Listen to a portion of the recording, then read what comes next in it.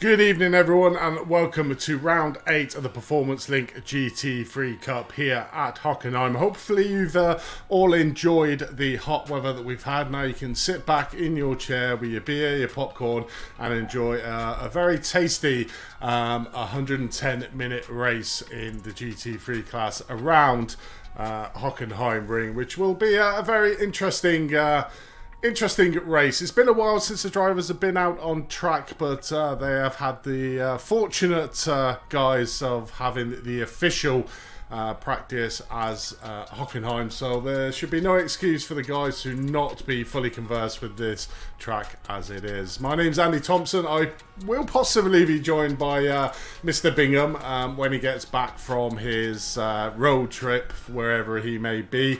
But until then, I will be holding the fort for you as well. So this is round 8 of 12 here. It's an hour and 10-minute race, getting to the closing stages of the season, and it's certainly an interesting one in the championships, and we'll take you through all the points to keep you up to date, because it's been a while, like I said, till we get round there. But Hockenheimring is a good one for the drivers to get back in the saddle with. It's nice and wide. It's a very long course and promotes good opportunities to make passing moves. So it's going to be an interesting race for the drivers. Obviously, the pit stops may throw in a spanner, as they always do, but have the drivers done their due diligence and seen if a full lap will get their car around this? I very highly doubt it around Hockenheimring, but you sort of never know. But let's have a look at the current point standings in each of the class. Let's have a look. So we look at the pros. So currently led the way by Thomas Wangen, been super strong all season. So he heads out the base, but only just by his teammates Neil Erik Isaacson on 84 points. So only 2 points the difference there. In third place we got Daniel Sedgley on 75 points. In fourth place we got Scott Mokes our Season 1 champion on 64, with Ketil Larsen in 5th place with 58 points. Michael Hooper in 6th place on 54, with Lance Sorensen on 46. And rounding out the pro field is Arias Yomantas, currently on 40 points. Moving over to probably the hotly contested one in the championship, the Pro-Am. Currently leading the way is Lee King McKee of AKM Racing UK on 80 points. Currently in 2nd place, James Logson, our early season runaway, had a bad round in the endurance and therefore lost a lot of points there, so is very much playing catch up. In 3rd place, we've got Christian Otterholt on 66 points, with Kim Andre Borkland in 4th place on 61, equal with Sander Island there in 5th place. Michael Goff in 6th for AKM Racing on 59, Casper Tungsten from Team Cottball Racing on 58, Alexander Scarrett from RGL Coated E-Racing by Kenzo on 57, John O'Cook, Performance Link Esports 49, and Russ Fowler from Performance Link on 46. So all to play for certainly in that division.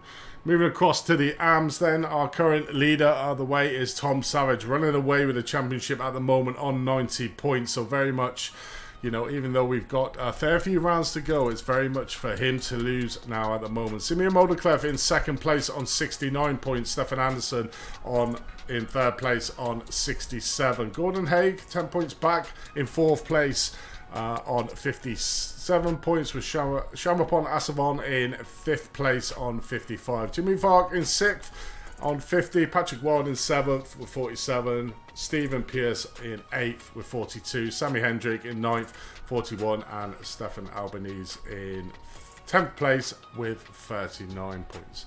Over to the rookie class then.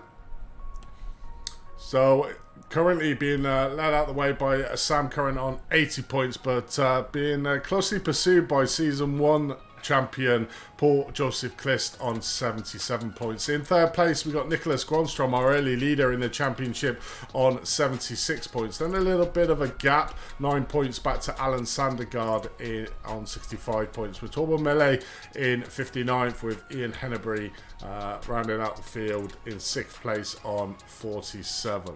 Heading over to the team championship then, let's have a look at what the team championships are. Let's have a look, and we will head over to them now. Currently led the way by RGL Coating E-Racing by Asande Traffiscol on 220 points. Team Bear Pope in 2nd place on 196, so a 24-point difference between 1st and 2nd. Team Bear Pope there in 3rd, the 2nd team on 191, so only 5 points behind their main team. 4th is Dane Racing on 186 points. 5th is Season 1's team champion Sim Racing Norway, back there on 184. Then we got Olympus Esports Bahrain in 6th place on 173, with AKM Racing in 7th on 165. In 8th place, we got Team Cottball Racing on 152. In 9th place, we got IGL Coating E-Racing by Kenzo on 138. And rounding out the top 10 is Olympus Esport Redstone with 111 points. So that will bring you nicely up to date with all the current standings that we do have, and that Pro-Am field is been super competitive all season. And Lee King McGee, currently our leader, hasn't had his own way in the qualifying session. We'll start around about 6th or 7th on the grid on there, but looking further back at the AMs, that's going to be a closely contested. Alan Sandergaard in the rookies has managed to put it onto pro here tonight, so a good opportunity for him to get back some very valuable points in the session, so or in the season, as I say. In the pros, we've got a limited field here tonight, so we haven't got Daniel Sedgley, we haven't got any of the Olympus Esports guys out on track, so we've got very much a depleted pro field. You can see them there, five drivers in total overall.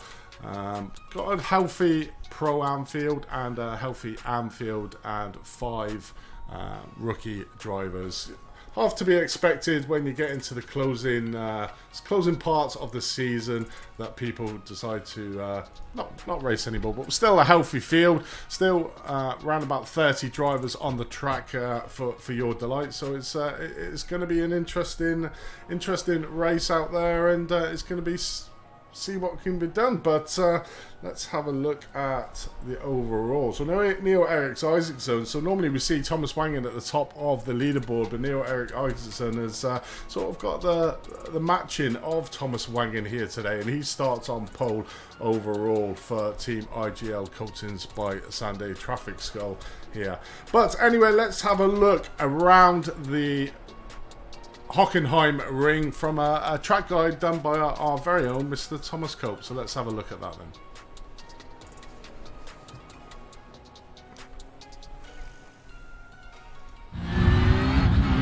So basically, as you come in here, they're coming round the last corner, turn number 16, the third curve, coming up onto the start-finish straight, and then coming into turn number 1, north curve. It's really a tricky corner to get absolutely right. You don't want to be hitting the red corner on the inside, or else that will throw the car off, and that is an opportunity to get the pesky off tracks and a slow down penalty before coming down into turn number 2.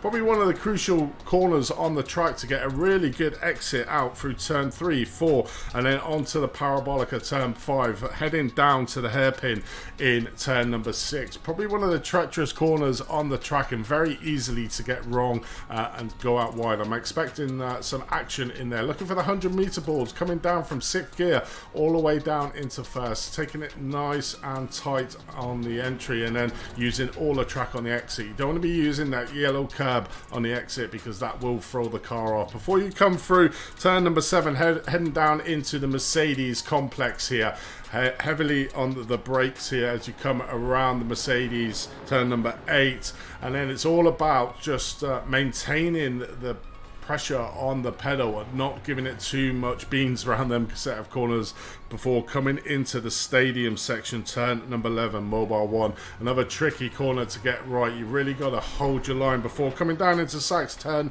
number 12, just hugging the inside, just looking for that apex before getting back onto the power, and then coming down into turn 15 and 16 here, but just maintaining it, just trying to avoid them red sausage curves on the outside, because that will affect your speed before trying to make it round. And there's a lap round here, 16 corners, 2.84 miles or 4.57 kilometers. So it's going to be an interesting race, that is for sure, when it comes out to looking for who can get the lap times done within the session. So it's currently got 9 minutes left until we start. The guys have got 40-minute practice session here before we do an hour and 10 minutes of racing. The guys, if you've not joined us before, the grids are set out in their different classes. So the pros are all classed together, the pro-ams, the ams, and the rookies. So it's making sure that the racing can done. And the points, the overall point system here is based on the overall finishing position in your class. So you could be in 4th but still getting maximum points if you are number 1 in that pro standing. So it's going to be sort of interesting to see who can maintain the points here. Then we go into obviously an hour and 10-minute racing. There could be a pit stop. To be honest, I'm not 100% sure if there is, but we will see it throughout the race to find out. But it's going to be an interesting race, and I'm really looking forward to that pro-am battle out on track. It's extremely interesting developments that are going on in that. At the moment, Lee King McGee currently leading out the way, but like I said, James Logston, a long-term leader up until the first endurance round we had, pretty much a disastrous round, didn't score any points, and you get more points for them rounds as well. So it's really important that you do well. We've got another couple coming up at the moment. We've got the Nürburgring GP layout, which I believe is next week, so that is our 2-hour session. And then we got the season finale, which is a 2-hour session at Bathurst. In fact, let me see if I can get up the calendar so you can actually see the calendar. There we go. So currently we have the Hockenheimring tonight, which is format A, which is the hour and 10-minute race. The B is the endurance format. That is the 2-hour race, and that is next week in the Nürburgring Grand Prix Streck with a Grand Prix layout. So not giving it all the drivers their own way when it comes to the track layouts there. And then we head over to Twin Ring Motegi. So we move away from Europe and head over to the Pacific for the first round at Twin Ring Motegi. That is an hour and 10 minutes. And then on Sunday, June the 25th, we go to Suzuka International Racecourse for our final format A of the season, before we get to the final round of the season on Sunday, July the 2nd at Mount Panorama for the 2-hour special. I think quite a few of the drivers are looking forward to that track. It is one of the fan favourites with a lot of our drivers. But big thank you to everyone who's joined us in the YouTube. Please obviously just put some messages in there. I'll try to get them out. And also if you just get some message, and if you like the broadcast, then give us that thumbs up. Think about subscribing, and we will try and entertain. Click the bell, because we do have the new season, which is the Clio Cup, started on Thursday, and that was super interesting. 3 20-minute races, so very much different than these GT3 mini endurance series that we're running at the moment. But it's all good. Different types of racing that we're trying to promote here on Performance Link. But we've currently got round about 5 minutes left of the practice session on track. Let's have a look at the few drivers. Is anybody out there? Let's have a look. Yep, there's Tom Savage, our current AM leader by a sizable margin. He has sort of been the class amongst them in the session in the AMs as a commanding lead, and like I said, it's pretty much for his to sort of lose in that amateur field. But you know, it's still quite a lot of races to go, and he still needs to score them valuable points, and if not, then that's where the issues can come in. And certainly them endurance rounds can close the gap very quickly out there on track. So although he's got a sizable lead, he still just needs to make sure that he maintains his points out there.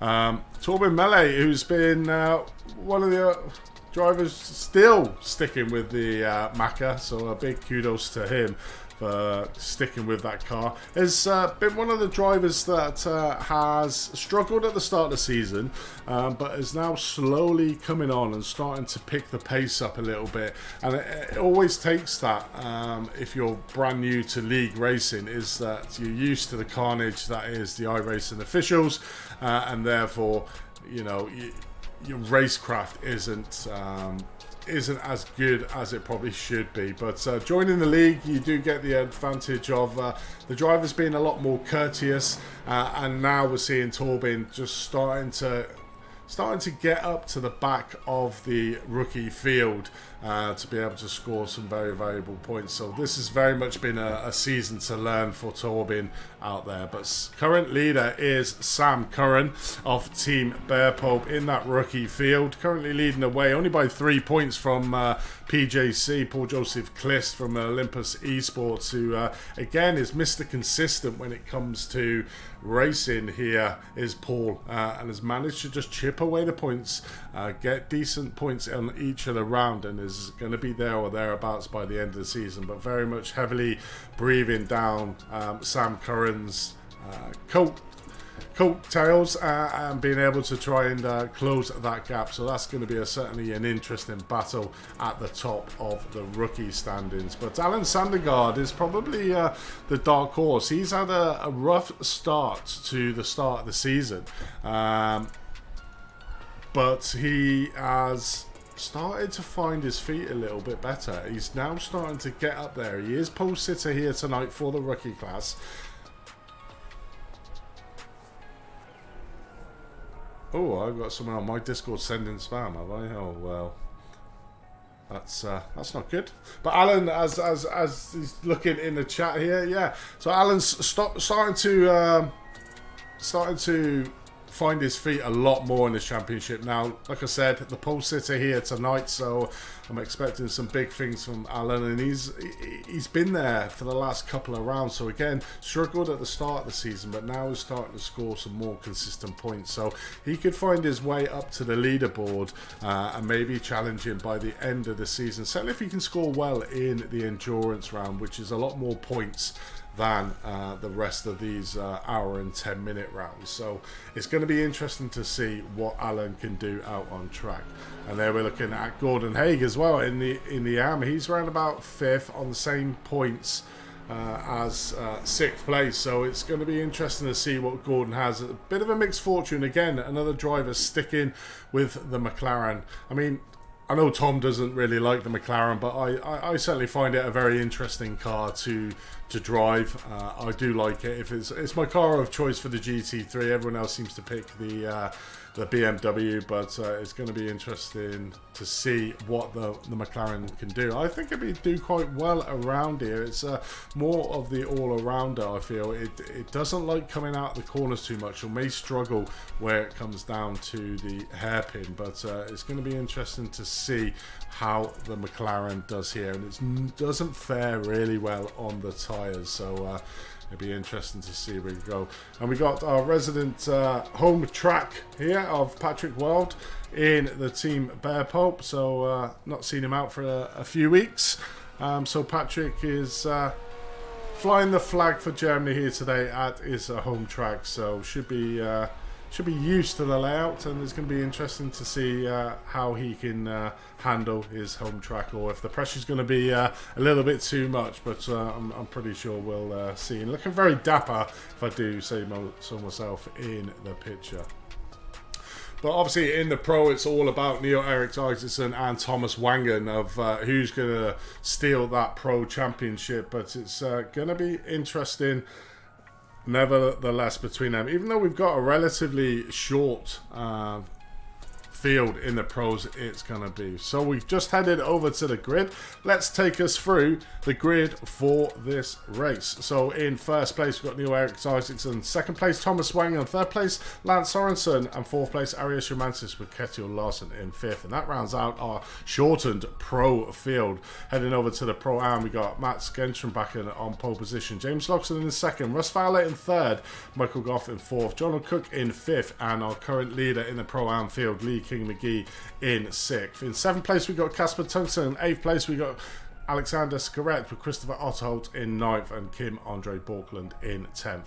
Over to the AM, we got Sami Hendricks, Mads Genschenbacher in second, Mads Sayer in second, Tom Savage in third, Gordon Haig in 4th, Jean-Paul Asvan in 5th with Stefan Andersson in 6th place. In 7th place we got Patrick Wild with Simeon Moderklev in 8th with Arte Rudd in 9th. He did rather well in the qualifying, but unfortunately went out at the wrong time, so was demoted to the back of the grid. So watch him coming through the field. Alan Sandergaard in 1st and Sam Curran in 2nd with Paul Joseph Klist in 3rd and Torben Melle in 4th in the rookie class. So that is the current lineup we have as we join up with the pros as we start on the first lap. So relatively short out lap here before the drivers get on. There will be a 2-second gap between the drivers out on track, and we'll just let's have a look at Thomas Wangen and his an amazing setup as the team IGL Coatings will start off this race. Like I said, a relatively short field with the pros, and it's all down to Neil-Erik Isaacson to when he decides he wants to go. So let's have a look at the pros. You can see the pro-ams at the back there just coming through, and they are underway. And a great start there from Neil-Erik Isaacson, managing to keep hold of that first place, and Thomas Wangen tucks up behind him with Lance Sorensen in third. So the pros pretty much staying where they are as we watch the Pro-Ams coming around with Matt Genstrom back in leading the way James Logsdon, Russ Fowler in third, Michael Goff in fourth as we look back at the AMs. Sammy Hendricks managed to keep over there. Tom Savage has managed to jump Mad Sayer into second place there, so a place change. And Patrick Ward, wow, what a start from him, up 2 places from where he started. Looking further back at the rookie class, so we've got 4 rookie drivers here. Alan Sandegar managing to keep that position, but is closely followed by Sam Curran, the current leader in the rookie field at the moment. So let's have a look, join back up with the pros as they go through the hairpin for the very first time as we just look further back. All relatively clean at the moment, I must say. The drivers just warming the tyres up on their cars on this first opening lap. So taking it nice and easy. Some bigger the gains are in the rookie field. Tom Savage was up 2 places, so did manage to get past Sammy Hendricks for that first place, but has moved back down into second place, but still up a position from where he rode. Shaman Asavon up 1 place from where he started. The big loser in the Anfield is Gordon Haig. He's currently down 2 positions from where he started, currently running in 6th place is Gordon there as we watch him coming in to the arena section for the second time here, coming down into Sachs Corner, turn number 12. Like I said, you just got to really hold on before you let loose on the throttle around that corner, otherwise you can go out wide and lose a lot of positions. But the driver's relatively calm on this opening lap here. In opening couple of laps in the Hockenheim, just getting the tyres all nicely warmed up. And as we say that, let's put up the timing tower so you can see the current times and the current positions of all the drivers. So looking further back then, Alan Sandergaard is still managing to lead the way in the rookie field, but closely followed by Sam Curran. There's a bit of a gap now between Sam Curran and Torben Melle in 3rd place. Paul Joseph Kliss not having the best of starts here at the Hockenheimring. Currently finds himself 8 seconds off the back of Sam Curran, who's the second in the rookie class. But Alan Sandergaard currently leading out the way. You would expect the BMW and the Mercedes to be quite strong around this track. Very good on a straight line speed. So it's going to be interesting to see what the other classes, apart from the BMW and the Mercedes, can do here. But let's look further back up. Neil Eriksen still leading the way with his teammate Thomas Wangen. All the pros relatively close together. 0.7 from first to second, 0.7 from second to third, then half a second back to Arias Jomantis in 4th, with Ketiel Larsen in 5th. Looking further back at the Pro-Ams, you've got Mats Genström in 1st place with Russ Fowler in 2nd. This is a strong showing from the Audi drivers. Struggled a little bit this season, but has certainly found that this may be his track. Currently in 2nd place, followed by Michael Goff of AKM Racing. And our current Pro-Am leader, Lee King McGee, finds himself in P5, but you can see what I'm on about with that Pro-Am field. Literally, all the Pro-Ams are relatively close together, okay?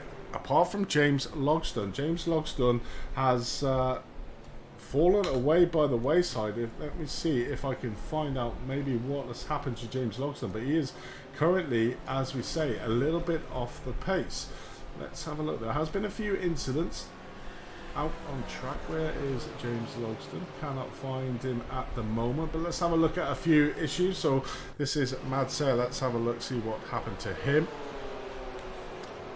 Doing quite well, was in 3rd place in that field, coming down into the hairpin, just moving to the inside, then to the outside. This is a little bit of contact, and this is just opens the door, and you can see behind them a few incidents out on track, but doesn't look to be one for Matt. Let's have a look to see if he manages to get through the Mercedes curve here at turn number 8. Nope, relatively soon. So obviously the timing tower is a little bit wonky here.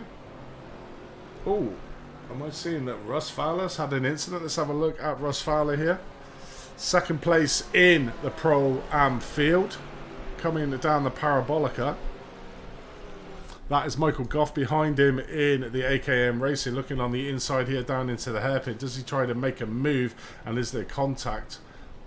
I think there's slight contact which pushes Russ out wide and loses 2 places. Such an easy thing to do there into that corner. So Russ Fowler is now currently down in 3rd place overall in the rookie, but he's moved down to 4th. John O'Cook of the Performance Link Esports has managed to get past his teammate as well. So John O, again, another driver that's trying to make up Rude, but oh, what is this? Leaking McGee has had an incident. Let's have a look at this. They're coming thick and fast at the moment. Again, this is down the Parabolica coming in to the hairpin. Is this just another issue that we just watched? I think this is. Let's have a look, see what happened to Lee. Coming down into the hairpin. Oh, just literally a bit of bumping on the front and the car behind, so no real damage there. Currently still lying in 5th place in that Pro-Am field is Lee King McGee, so not that far off the pace. We can see him on the timing tower there. He's around about 0.4 of a second off Russ Fowler, but there's a little bit of a gap now starting to produce from the top 3 in the Pro-Am field. Mats Genstromsbacken has managed to get away 2.8 seconds ahead of Michael Goff. And then we have this battle that we're watching on track between Michael Goff and Jonathan Cook here for 3rd place overall in the Pro-Am field as they come round to the Sachs in turn number 12. 6 minutes into an hour and 10-minute racing. The Pro-Am field is pretty much the same where they started off there. The Pro field is pretty much the same with only 5 drivers on the field. Some good points are going to be had from Arias Schumantas, Lance Sorensen and Ketil Larsen. So they will start getting some decent points and gaining the gap on the Olympus Esports team that unfortunately have not joined us here tonight. Dan Sedgley, who is currently 3rd in that Drivers' Championship. But drivers do have 2 drop rounds overall to look at when it comes in. But let's have a look back at the front of the field. Near Iracing, 1.1 second ahead of Thomas Wangen in 2nd. Lance Sorensen there, all from IGL Coatings. Top 2, in fact, all from IGL Coatings by Sunday at Traffic Skull. So you can see why they currently lead the way in the team championship as well. This is a usual sight we come to see here on the Performance Link channel. The IGL Coatings guys at the front of the field. Looking for about Arias Schumantas, currently in P4 spot, having a little bit of a battle with Ketil Larsen of IGL Coatings Iracing by Kenzo. So 4 out of the 5 pros are all from the IGL team. So good dedication there for them guys to be looking out. Let's have a look further back. James Logston is currently in P10th. This is not good for him. He is 2nd in the Pro-Am Championship and currently finds himself down in P10th at the moment and a little bit off the back of the Pro-Am field of Kim Andre Borkland. You can see there to the tune of around about 3-4 seconds. I need to try and find what happened to James Logston, because that could be critical for his fight back. He's already got a poor round from the last endurance round, was really trying to make a charge on Lee King McGee, who's not having the best of days here. You can see him there in P10, P5th overall. So this was a really good opportunity for James, who did start 2nd on the grid, to try and close down some of the points to the leader, but has been caught up with an issue. Is this, let's have a look. This might be it. Let's have a look and see if this is what happened to James. Coming around the Sud curve, start finish straight. Is this a slowdown for the first corner? Let's have a look. Coming around the first corner here. Oh, literally just loses the back end, and that is where he has lost all the position. It's such an easy, you can just see there the closeness of the field as he tries to rejoin the track, and that is how he is currently now down in P10th overall in this field.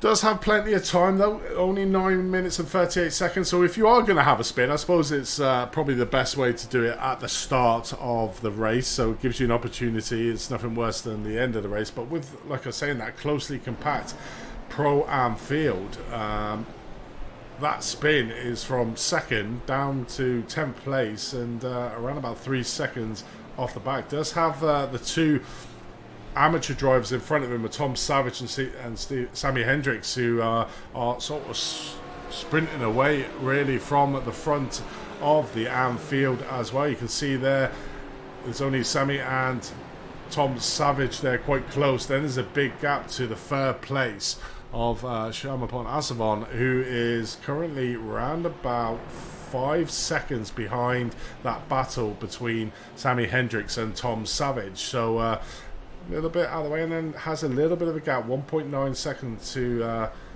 Patrick Wild, who currently is in 4th place, but has Madsea, who's fallen a little bit back. Currently down 3 places is Mads from where he started. So he started up there in 3rd place overall, and has currently lost 3 places out on track, but is looking at a possible move here coming down into the hairpin. Thinks better of it, but that BMW will have the opportunity on the straights to make that passing move. Looking further back then at the rookies, we got Alan Sandergaard, who is still leading the way and has managed to bridge quite a decent gap to Sam Curran in 2nd place. So Sam must have had an issue, because he looks like now he is under a little bit of pressure. Nope, it isn't. It is 3.9 seconds behind Alan, and Gordon is 4.4 seconds. So at the moment, Sam Curran is in no man's land. 4 seconds to the car in front, and you can just see in the background there Gordon coming around the corner. So that is not even his somebody in his class. It's Torben Melle, who's in 3rd place overall. So this could be a podium position. Has got Paul Joseph Cliss just behind him in the Olympus Esports Porsche there. But Paul's not had the greatest round. He is currently P2 in the Amateur Championship, and currently finds himself P4. Luckily, there's not more rookie drivers here to limit the amount of damage that possibly could be done. But Sam Curran currently in that 2nd place, but the driver at the moment in that rookie field is Alan Sandergaard, who is streaking away from Sam Curran at the moment, and managing to stick onto the back end of the field. So you can see there 1.3 seconds behind Alte Rudd, who started at the back of the field due to a little misdemeanor, should we say, in qualifying, but was extremely quick. Would have been the 2nd car in that field if it wasn't for that mistake of going out on track too early. So that is Alte Rudd. Just looking further back up the field, and John O'Cook has managed to get into P2 in that Pro-Am field. Lee King McGee has moved up to P3, so he is certainly making a charge. Our current Pro-Am Championship #1 position at the moment, so has managed to claw back a couple of positions in that Pro-Am field. I'm just looking further back, so it looks like Michael Goff from AKM Racing has had a issue. Let me see if I can find what happened to Michael. He was running up in P2. Here it is. Let's have a look and see what happened to Michael. So coming through, that is Saxon. P12. Is this just a spin out? Does he hit the curb on the exit through the last 2 corners? Oh, that's a really weird one as he spins around, and probably the worst place to spin around being the back of the sud curve, because he's got to find a way out on track, and that was just, the car just seemed to let loose on him coming in to turn number 15. For very unusual, must have put too much braking effort into there, and the back end of that car just slid out, and that is the fine margins. We saw it with James Logston, and now we've seen it with Michael Goff. There was, both of those drivers were P2, so P2 may be an unlucky position in that Pro-Am field that's currently being occupied by John O'Cook, who is making good inroads. As, like I said, struggled a little bit in the opening rounds of this championship, but is now starting to find his pace a little bit. 2.9 seconds, 3.4 seconds, sorry, off Matt Gentrumbacken, who is our current leader here today. So Matt is having a great run. He was in the pro field. If some of you have followed the series, thinking Mads, he was a pro driver. He was moved down to the Pro-Am field to give him a little bit more of a fighting chance. And obviously this is his track, doing exceptionally well here today, currently leading the way in that hotly contested Pro-Am field.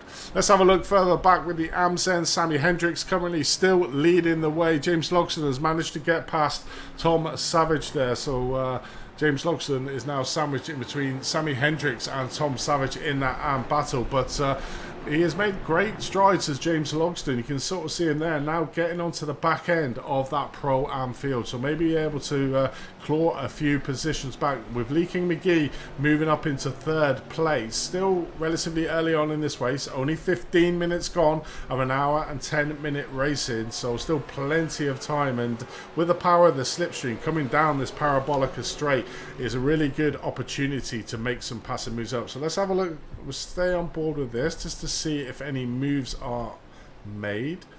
And that is Sammy going along the inside there of Kim Andre Borkland and challenging the AM driver, challenging a little bit more, trying to get a few more cars between him and Tom Savage in that AM battle, but unfortunately not able to get the move done as they come down into Mercedes turn number 8. Another treacherous corner here, this one in these GT3 cars, but all these drivers getting it through. It's literally that curb on the inside, the red sausage curb. In fact, all the red sausage curbs around here, you hit them and it really unsettles the car, but Sammy doing a great job going around that Mercedes turn number 8 as they come into the stadium section. Turn number 12 sacks as we watch them there, all closing up, and we can see there now that James Logsdon is itching to get past Sammy Hendricks, our current leader in the AM field, to try and get onto the back end of the Pro-Am field and start making some inroads after that earlier mistake that we saw from James coming around turn number 1. Literally, car just stepped away, and Michael Goff behind him is just coming round the last corner. We can see him in the background there in the BMW.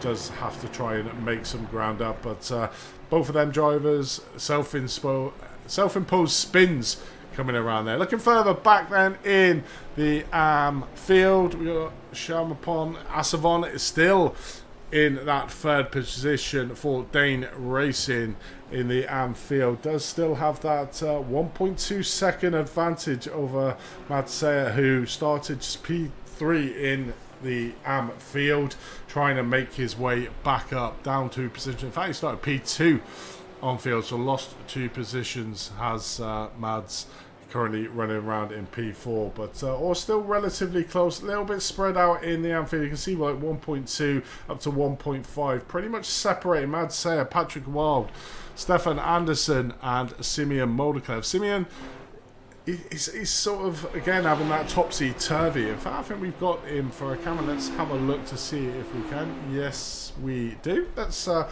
see what Simeon is. He is our youngest driver out on track. I believe he's only 16 years old, still learning his craft. When he gets it right, he gets it very right, but when he gets it wrong, he gets it impressively wrong, should we say. And he's very much learning, but certainly one for the future is Simeon. He's an extremely quick driver, just needs to hone them practice skills, but looking very calm and collected in his rig there, with his triple screen, not really looking to his right screen, but just basically trying to track down Stefan Anderson, who's 1.7 seconds, but just goes out wide there and gives an opportunity for Alte Rudd around the last corner, but unfortunately manages to keep that position, and Alte didn't manage to get the position done there, coming through the third curve, turn number 16. But Alte is just pushing along with Simeon to try and make the best of what he's got. Let's have a look at a few more cameras then from our drivers. We got James Logsdon, who's obviously we've just been talking about there, trying to get his fight back. Very much expensive rigs here at Performance Link. These guys certainly have invested well, and that is quite an impressive steering wheel there. I'm not sure which one that is. I'm sure I'll ask James or one of our viewers, may be able to tell, but I do like the way them lights curve up around. But at the moment, has managed to get past Sammy Hendricks and now is on the back of the Pro-Am field, put a lot of pressure on Kim Andre Bortland there to try and make his way up. The thing that he's got lucky in his advantage is that the Pro-Am field is still relatively close together. bar the top 4 drivers. So there's still good opportunity here for James Loxton. Just needs to keep it cool, calm and collective, and make sure he makes the passing opportunities safely to not cause himself or any other drivers any incidents. But James Loxton there, back on the trail, currently in P9th in that Pro-Am field, and does really need to try and make sure that he sticks close to Lee King McGee by the end of this race, who's currently running around in 3rd place overall is Lee King McGee. Let's have a look at the resident German, our Patrick Wild. There he is, our home track driver, who is currently, let's have a find him, here he is currently P5 in the Anfield. A little bit off Madsey, 1.9 seconds, and then 1.8 seconds till Stefan Anderson behind him in P21. So got a little bit of ground to make up, Patrick. We can see him there, very cool, calm and collective. It's the metronomical way of the Germans. They will just churn out the lap times, and maybe it'll come back to him. We'll have to see, and come and join the battle back towards the end of the race. But 21 minutes in, so still a long way to go here in this round, this GT3 round. Round number 8 of the Performance Link GT3 Season 2. And we've got some very interesting tracks coming up. Like I said, we've got the Nürburgring, sorry, Grand Prix layout for our 2-hour endurance next Sunday. So that should be interesting, and that's one that James really wants to make sure that he scores well out after having a pretty much a disastrous. And that could change around a lot of the guys' season when it comes to the endurance round, because the points difference in these hour and 10-minute sessions is only 1 point between each one of the class. So I believe it's 15 points for the winner, then it's 14 for second, 13 for third in all of the classes. So the points difference on these sessions are a lot different, but the endurance is almost double the amount of time. And a bit of a reaction there from Patrick on screen there, just letting his frustrations know. But yeah, so them endurance rounds are super critical when it comes to making sure that you've got a really good opportunity in the championship to get up there. Who else do we have? We do have Thomas Wangham. We've viewed all the drivers at the moment, webcam. Let's have a look. Oh, it looks like a bit of an interest. Tom Savage has had a crash. Let's have a look and see what happened to Tom. Coming down into the hairpin. Does he outbrake himself? Very easy mistake done. Just trying to catch on to the back of Sammy. As you see Sammy there going past Kim Andre Borklund. Does he just go too deep? No. Not sure why it's saying a crash, but clearly not. So Timeless Software got it wrong, but Tom Savage is still going. He is there in P2 trying to chase down Sammy, but currently on board with Patrick Wild, who's currently riding around in P20, P5th in class overall. Lap times, pretty much the majority of the field are in the 139s. The rookies are touching the 140s, apart from Alan Zandergaard. He is currently in the 139, so managing to extend that gap at the moment. You can see the gap he now has, 11 seconds over Sam Curran. So this certainly is his race at the moment. So just needs to make sure that he has that advantage now, so he doesn't need to push as hard, and just needs to monitor the gap and try to keep it at what it currently is. But you can sort of see up the road there, we've got Alte Rudd with Simeon Modeklev still battling it out on track, and Alan's got a good target. But let's have a look at that battle, and we'll join on board with Alte Rudd coming down the Parabolica straight, coming into the hairpin, looking for that 100-meter board. So let's see where Alte does manage to stop braking. Oh, it's literally just before that, so the 120 board. So taking it rather conservative at the moment is Alte, but like I said, plenty of time, 24 minutes into an hour and 10 minutes, and we've seen many a time how this race actually sort of gets thrown on his head when it comes into the pit stop. So it's a good opportunity to just stick behind a driver, Still keeping up with the pace of the rest of the class, but save that vital fuel when it comes to the round of the pit stop. So you'll be able to go 1 or 2 laps further. You can just see how they're just pressurising Simeon Moldeklev at the moment for P7th and 8th in that Anfield overall. Looking back up to the pros, looks like Arias Romantis has lost the position to Kjetil Larsen here. He has moved down into P5th. Kjetil Larsen promoted up to P4th as he had a slight incident. Let's have a look. He's 2.7 seconds off Kjetil, so just losing a little bit of pace, but this is all helpful for Mats Guntram back, and we can see just behind Arias here, who's very much using the slipstream of his car to try and extend that gap back to John O'Cook, who's 3.4 seconds adrift, so just have no slipstream at the moment. So Arias providing some great slipstream here for Mats Guntram, who is currently leading out the way. This is a great race here from John O'Cook, currently P2 in that Pro-Am field. Has always had the potential here to do extremely well, but has just had the worst of luck in the opening probably 6 rounds. I think Imola was another one that had a great round. I think it was P2 he got there as well. So really pushing on now, and he was currently down in P9th overall in the standings, but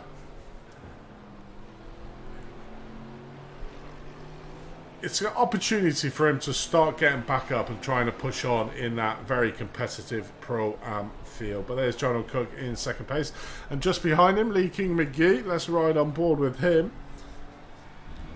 Our current leader in the Pro-Am field has a decent gap over his second place of James Logston, who is struggling a little bit down in P.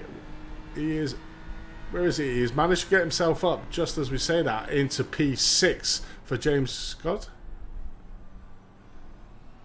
Yes, Ryan, there is. It should be in the links below, but just search for Performance Link on Discord. If not, we will get the link in to the description down below. But yeah, please come over and join us in the Discord, and you can even come on to this field for a little bit of practice. So we'll try and get that for you, Ryan, in there. Just if you can't, just look at Discord and just have a look for Performance Link, and you should be able to find us. But if not, we will get a link in the description down below. If there's one not there already, I thought Tom did put them in there. But Ryan, please come and join us. Like I said, we do have this season, we have the Clio Cup that's literally just started. We just done the first round last Thursday. That's 4 rounds left to go, 3 20-minute racing in each round, and then we're looking at some real fun events into the summer. We are looking at doing the super trucks. I don't know if you've ever seen racing on the super trucks, but pretty much go and have a look. It's on Apex Racing TV, the super trucks on there, so we're going to bring that here to Performance Link. And I raced in that first season and it was absolutely crazy. We do have a Yankee in the field. We have James. He is our resident American, who is currently P2 in the Pro-Am field, so you can come and join your countryman. Oh, there is. Watch a wide coming in. It's gonna... Whoa, I think that was Russ Fowler there, getting it slightly wrong, coming around turn number 1 as we watched on board. James probably had a heart in his mouth moment there, but let's have a look at what happened to Russ. Coming around the first corner, I think it's probably what James did earlier on. We can see him here, and that's terrible news for Russ Fowler, who was having a great race up until that moment. And coming around turn number 1, oh, there we go, hits that curb on the insides, unsettled the car, and moves that right. No damage caused, but you can see again, all the cars just streaming past, and he finds himself down in P10th overall. So again, it's them fine margins, and all the big incidents have all been self-imposed around the first corner or down by the hairpin. So it's great. And yeah, so Ryan, come and join us in the Discord. Come and get on track. The more the merrier. We are multi-national league. We've got quite a few Norwegians in here. We have a heavy contingency of Norwegians on here, which is always great to have on track. We've got 2 Americans actually, Ryan. We have Sam Curran, who is currently in second place in the rookie field. Currently our rookie leader. 18 seconds. I mean, wow, that gap has just grown and grown from himself to Alan Sandergaard in P24. Alan is having the race of his life and certainly shows that he's put in a lot of practice. Does have the opportunity with the Amfield in front to sort of push him along, give him the slipstream. Currently just outside that slipstream effect, 2 seconds back from Alte Rudd, but you can sort of see Alte and Simeon having a rather epic battle. Let's have a look and see if we can have a look at the gearbox from Simeon's car here.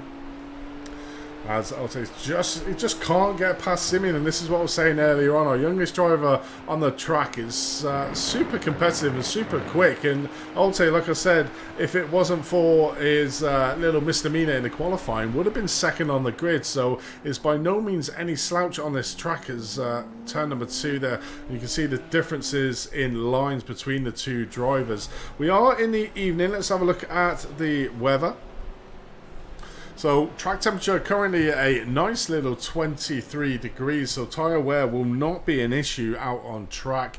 Coming around about 8:38 in the evening, so it may be touching a little bit of the darkness right at the end of this race, but it'll only be for the last maybe 5 minutes as we go into the sunset. You can see the sunset around here, around the Hockenheim, beautiful setting.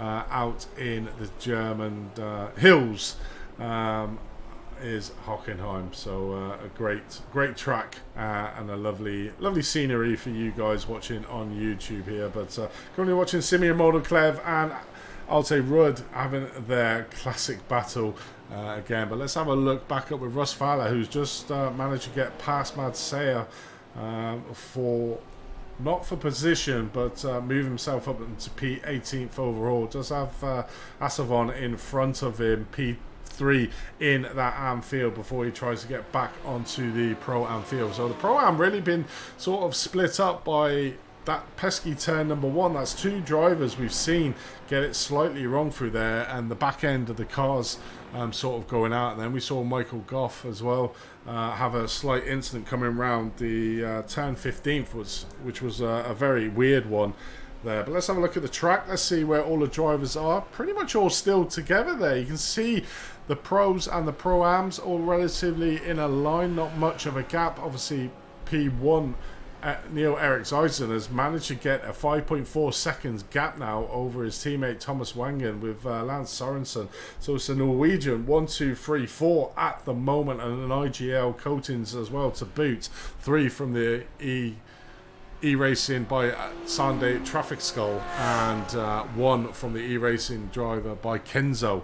So the IGL guys really put in the effort here, as they do every week with testing. I think Thomas Wangen normally puts in around about 110 laps out on track, but you can still see the relative closeness of that Pro-Am field, and you can see mixed in there the 2 Am drivers that at the moment are at the front of the grid. That is Sammy Hendricks, who's doing a great job. Another American. So we've actually got, how many we got? We got 1, 2. We got 3 Americans for you to have fun with, Ryan, if you decide to come and join us. So you can all jump in the Discord together and talk about it. Oh, let's have a look what's happened here. Looks like Sam Curran has had an incident. Is this another victim of turn number 1? Let's have a look. No, relatively safe through there. Is it turn 2? Let's have a look. Very unusual place. Yeah, it just goes wide into it, a bit too deep, comes out wide, and I think that's why we're now seeing a huge gap between himself and Alan Sandergaard. Didn't lose any positions in that because he's got a sizable lead over the driver behind him with Torben Malay, but has now really made it super hard for him to get the win here in that rookie class. But Sammy Hendricks currently having a great race at the front of the Am field, really mixing it up with the Pro-Am fields, and great to see the racing. Does have 2 cars now between himself and Tom Savage, who is currently in P14, second in that AM field, and is our current leader in the AM class, but doesn't really need to get the pole position or the #1 spot. He has such a sizable lead in that AM field. Where he is at the moment is really good points for him to score, to be able to just extend that lead or maintain that lead at the top of the AM Championship. So doesn't really need to be pushed. But Sammy Hendricks, on the other hand, these are vital points for him in that AM Championship and will move him up in the standings, and is having a great race at the moment. As we see our first pit stop here, Thomas Wangen has come into the pits on the jacks, changing the tyres, comes down and is away. So that is his one and only pit stop. So that's around about half distance overall for Thomas Wangen. We normally used to seeing Thomas right out in front. Pro is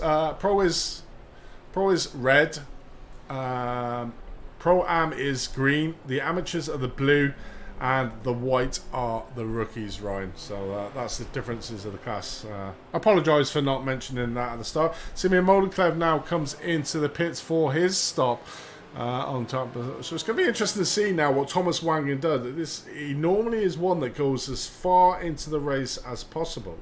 But because he was well off the pace from Neil Eriks Isaacson, who's currently out in lead, maybe just trying something different here, a little bit of a different tactic, get some new tyres on that, and then basically push on. So the tyre wear will be the same as his first stint, because he come in sort of halfway through the race. So really trying a little bit of difference here. Neil Eriks Isaacson, as we're watching at the moment, currently in first place, 7.1 seconds ahead of Lance Sorensen, one of his teammates, in Kessel Larson there in third. That's probably the biggest battle on track at the moment, is between Ketiel Larson and Lance Sorensen here for that second place. 0.4 of a second is the gap between these two drivers. Good to see Ketiel having some decent rounds out on track.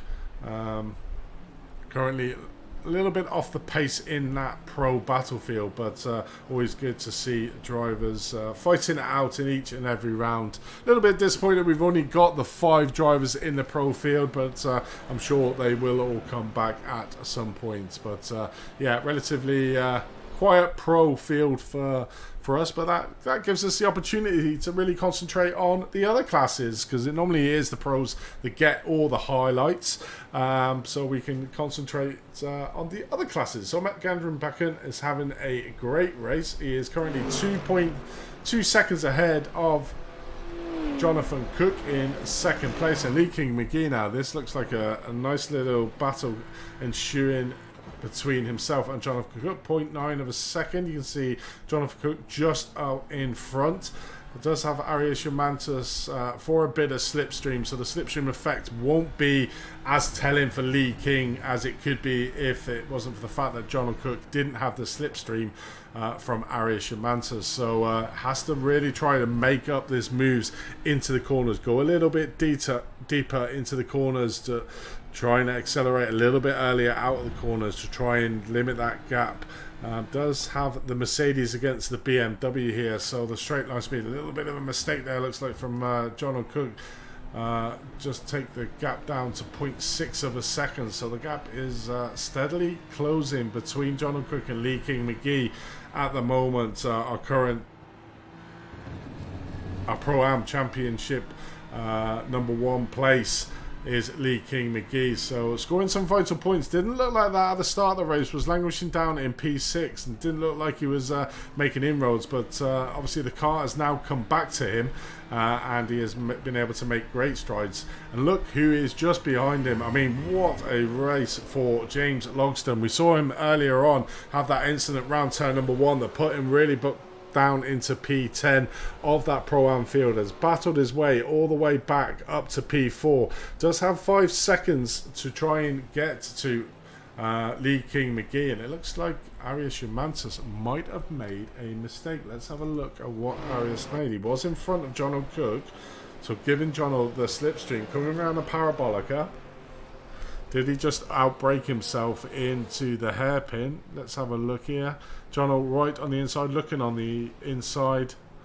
Oh, a little bit of contact between the two drivers, and that has given the opportunity for Lee King McGee. And has he taken it? Yes, he has. Lee King McGee now has managed to, because of that mistake, get that P2 off John O'Cook. So a little bit of a mistake there by John O, just trying to get up the inside of the pro driver of Arias, and as the door banging ensued, that's really opened the door for Lee King McGee to make the opportunity pay. And now he has a 2.5 second gap to try and close down for Matt Genstrom back in, who is currently leading out the way. And where his, let's have a look, see where the gap is. So we can sort of see if we, let's see if we can see. And there is Lee King McGee now, just at the back. So that gap has also closed. What the lap time is, let's have a look at the last lap. So 1:39.28 for Mads and a 1:38.9. So 0.3 of a second taken out of him in that last gap. And you can see the gap there closing down ever so slightly now. 2.4 seconds. Back to Matt Genstrom. So we could see these three now. Certainly if John O'Cook and Lee King McGee can make a truce here and work together to close that gap down to Matt Genstrom back in the front, we could see the top three coming back together. But we still do have the pit stops, the round of pit stops as well, that always puts a spanner in the work. And one of the things to notice about this track is that entry into the pit lane, it's a quick one, so it's an opportunity that some of the drivers may get it slightly wrong, and if you don't hit that speed limiter, then basically you could go into that and get that 40 seconds. So it's great. Yep, Ryan, well, it's great that you found our Discord, and welcome to the community. And yeah, that'd be great if we can see you out on track next time out. There's some decent rounds left, so you're more than welcome to come and join the grid. And yeah, same with anyone else on our Discord channel. If you fancy getting involved like Ryan did, it looks like he found it from our Facebook page. Go over to there, have a look at our Discord channel, come and join us, and get out on track, and we can see you on screen next week out at the Nordschleife, not Nordschleife, is it? It's completely gone out the top of my head. The GP track. The GP track for the 2-hour endurance special next week out. So Matt Genstrom back in here, still in first place. It's managing to maintain that. It says 2.8 second between himself and Lee King McGee in second, with John O'Cook having probably the best round he's had at the moment, being this late on. Bar Imola, yeah, he also had a decent round at Imola. Currently in P3 overall in that Pro-Am field. But the one trying to chase them down at the moment is James Logston. 2.8 seconds. He was 5 seconds behind Lee King McGee and John O'Cook. So you can see the gap there really starting to close the gap down between himself and John O'Cook. So I'm not going to count out James, actually. An extremely quick driver in that Porsche. Just looking at his lap times, what he's putting in, 38.9s, with the two in front are doing 39.1 to 39.3. So closing it down every time, and James comes into the pit. So probably a good thing to do, get a fresh set of rubber, fill up to the end of the race. And I think he may even, let's have a look, see if he even decides not to take any tyres to save that little bit of time for the tyre change. Although the tyres do get changed now with the same time as the fuel, so maybe just changing a couple of tyres. Yes, you can see him go onto the jacks there. Let's have a look at his time. Just looking at a competitive times at the moment, all around about 12-13 seconds. That's a... Oh, he is still on the jacks. This is a long pit stop here, 21 seconds. So must have changed all 4 tyres. So that is an extremely long pit stop. I'm just looking down at the further ones there. The AM drivers are doing 22 seconds. Some of the AM drivers are 22, 29. So that must be all their... must have been all of James's tyres actually changed there. So a full fresh set of boots. Will be slow on this outlap, but it's going to be interesting now to see what the two in front, Leaky McGee and John O'Cook, are going to do. If they change two in around about 15 seconds, that could be a 6-second deficit that James Logsdon has to try and claw back to make the opportunity sample. Currently in 44 minutes into this hour and 10-minute race. He's coming into the final third of the race, and there's Tommy. He looks like he's finally home from wherever he be. It's nice to see his priorities are right. Only joking, Tom. We've been okay anyway. I've been entertaining everybody on the YouTube as well. But guys, if you've enjoyed the stream, just give us that thumbs up. Think about subscribing to the channel, clicking the bell, and you'll be able to see all the journey. But on the other hand, if you fancy getting out on track, just find us in the Discord, which Tom will now put into the notes down below. But also you can find it on our Facebook page like Ryan did. So come and join us, and we can see you out on track as well. But James Dogson making great inroads, just had his stop. It's going to be interesting to see now when we get back. Let's look further back then at Sammy Hendricks, who's currently leading the way in the Anfield. That distance has come down. It's 7 seconds to himself and Tom Savage after Tom had that earlier spin coming around turn number 1. In fact, it wasn't turn number 1, it was turn number 2. Went very deep into the corner that nope, that was the rookies. Getting ahead of him. That was Sam Curran, wasn't it? So I stand corrected. Sammy Hendricks is currently 7 seconds, 6.9 seconds ahead of Tom Savage in second place, who's trying to chase him down. Has no real pressure behind. You can see there, Shamapon Asavon is currently in P3, 5.8 seconds behind Tom Savage. So Tom just has to look forward to try and see if he can try and chase down Sammy Hendrick, but Sammy has certainly been on the pace in that Porsche here tonight. In fourth place, we currently have Patrick Wild. He is our resident German driver in his home track.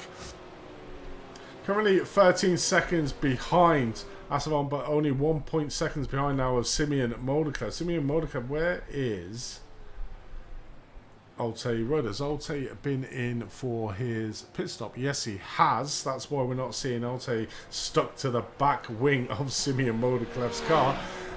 He has gone in for his pit. P11. Oh, yes, he is. What? That does not... I do stand corrected, and thank you for correcting me. Stefan Anderson is currently the leader, and that is because he has not pitted yet. So Stefan Anderson currently leading out the way in the Anfield. Reason why he is out in the front is every other AM driver has made the pit stop, as Stefan hasn't pitted yet at the moment. Sort of threw me a little bit there. Seeing that, used to Sammy being at the front, but I'm sure when Stefan comes in for his pit stop, that will be back to Sammy being at the front of this Anfield. Looking further back then, we've got Paul Joseph Clist. He has been in for the pits for 1 minute and 25, so is he our first victim of our 40-second stop-go penalty? Quite possibly. But currently out in front, still yet to pit, is Alan Sandergaard. He is having the drive of his life in that rookie class. He is literally led from start to finish. Is Alan from Dane Racing. Certainly is his most enjoyable lap. I'm just looking further back. So Paul Joseph Clears currently P2 in the rookie field.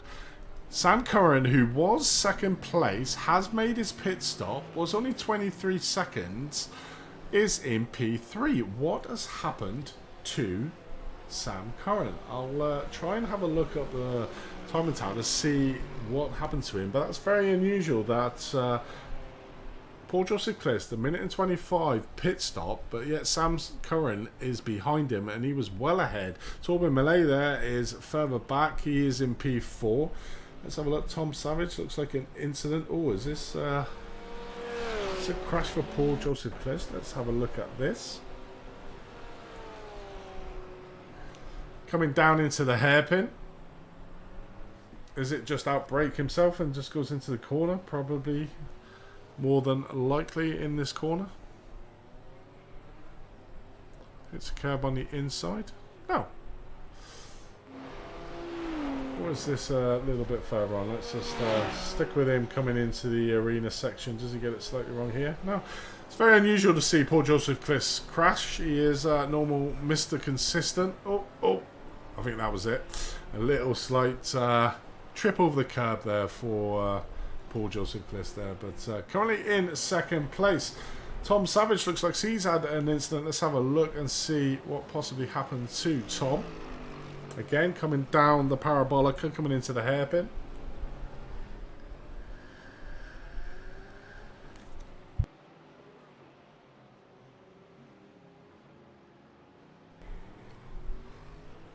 Oh, it's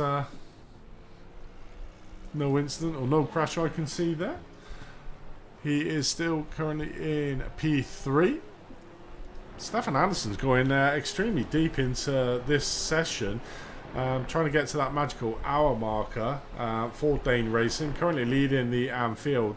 This might pay into his hands slightly. I'm just having a look, working out the time. About 5, 6, 7, 8. Around about 10 seconds, 12 seconds ahead of Sammy Hendricks here is Stefan Anderson. If he goes in, doesn't change his tyres, just does a splash and dash, he could be coming out in the top half of the field. So it's a gamble for him to not change his tyres, because tyre wear on the new iRacing setup is quite can be quite savage. So is he going to roll the dice and not change his tyres? Be interesting to see when he actually finally does come in for his pit stop. It probably does. So lots of non-crashes being reported, but you know, I'd rather have a look at them to show you if there is something that's gone off. Right, we've got Simeon Motorclev here going off track. Let's have a look, see what happened to Simeon.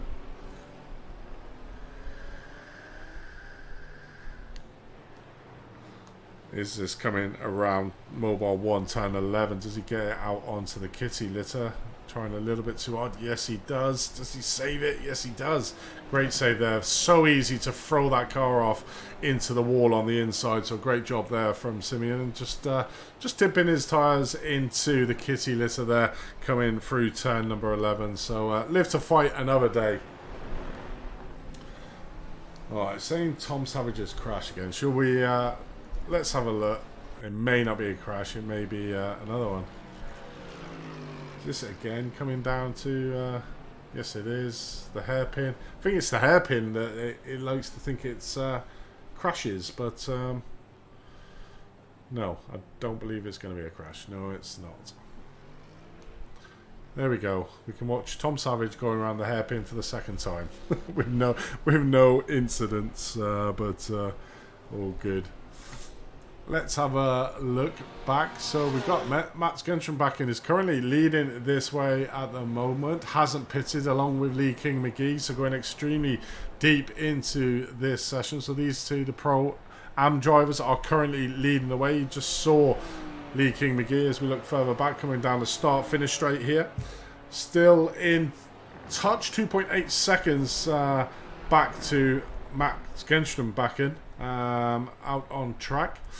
But these two in a battle at the moment, but can Lee King McGee close that gap down in the last 18 minutes of this race? I think it's a tall order, because Matt Skenstrom Bakken has basically been has been on form. Yeah, another horrifying crash there, definitely, for Tom Savage. He's had a few of them out on track. Looking back at our current leader, once the two Pro-Am drivers will come in, is Neil-Erik Isaacson, currently 9.8 seconds ahead of Thomas Wengen, and he does have Kjetil Larsen for a little bit of company here. Let's go on board with him coming down the parabolica. Is he able to make an opportunity? Going super defensive is Thomas Wengen, coming into the hairpin.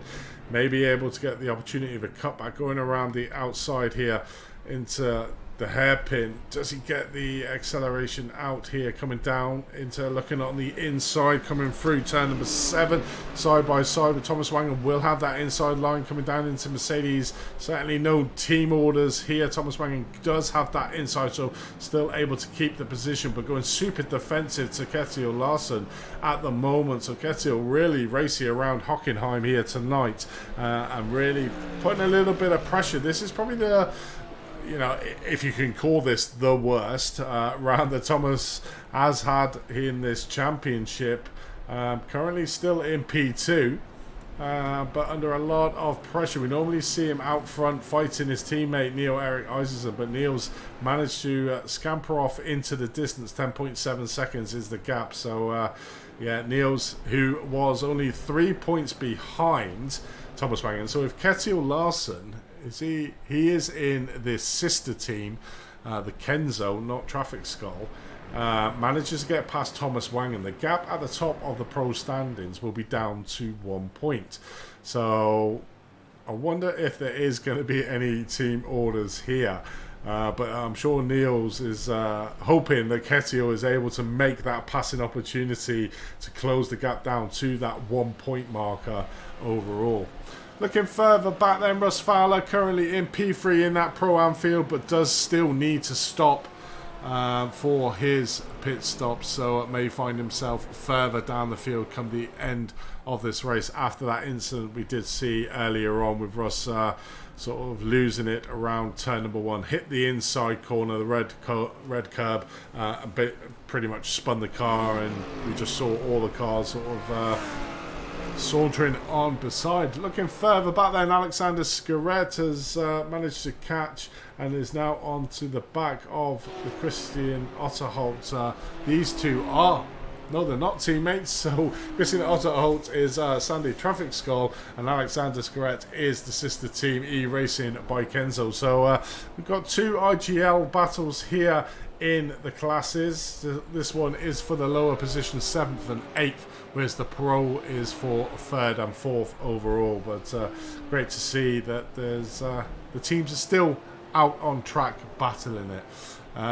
Looking further back, Sammy Hendricks is still in 2nd place in the Anfield. Stefan Anderson still managing to go round, not having a stop at the moment. As we say that, Leaking McGee, what's happened to him? Did he just blink? I think he probably just blinked, because it did say out at the moment on the top. As we see there, Stefan Anderson has come in for his pit stop. So this should promote Sammy back to the lead of this race, as Sammy comes down the start finishes line here. Just passes there. Be interesting to see where Stefan comes out. Does he take tyres? I'm not sure.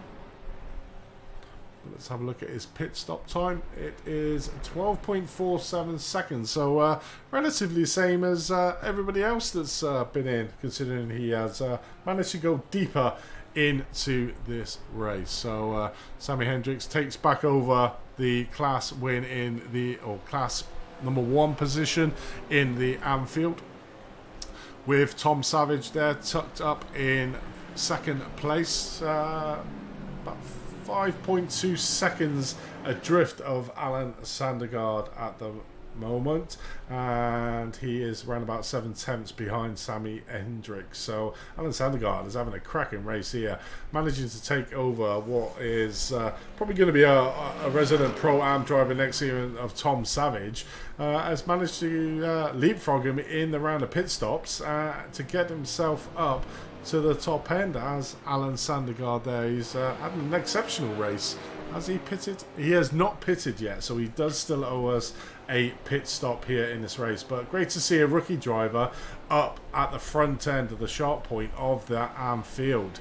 You know, so a great day at the office at the moment for Alan. Just needs to navigate the rest of this race. So only 12 minutes left of this race to go. Does owe us a pit stop, so just needs to be aware of that. Does have a sizable gap between himself and Paul Joseph Kliss, so doesn't need to make any sort of little mistake. He's got time in the bank from himself to Paul Joseph Kliss to to be able to cement his win, and I think he, by all accounts, does deserve to win this race here tonight. So does probably Mats Genström back in that Pro-Am field. Currently been leading start to finish. In fact, no, it wasn't start to finish. He did manage to gain 2 places, so took the early lead here in the Pro-Am field and has really pushed on. Does now have his teammate of Lance Sorensen to be able to get a bit of slipstream off as well. As you can see there, the gap now back to Lee King McGee is now down to 1.7 seconds. So Lee King McGee is really on a charge. Just looking at the last lap, both of these drivers have now pitted. The pit stop times 13.25 seconds for Mats Genström back in 12.65 for Lee King McGee. So that's where the majority of the time has been clawed back from Lee King McGee. But it makes it super interesting now into the last 10 minutes of this race for them 2 drivers to have a little bit of battle at the top of the Pro-Am field. John O'Cook, after his earlier escapades, is 0.9 of a second behind Iracing, around 2.7, but it's still a really great result for him, a top 3 position in that very competitive Pro-Am field. James Logsdon currently finds himself down in P5 overall. I'm just having a look and see why, and I think it is that pit stop. He took 21.7 seconds where everyone around him has taken 13, so lost 7 seconds in the round of pit stops. And if you look at the gaps between the drivers, is the difference between him being in 5th place and him being in 3rd place overall. So that pit stop really may come back and hurt James, but considering where he was at the start of this race, any result above a top 5 position or a top 5 and above would be good for him, considering he was down in P10th.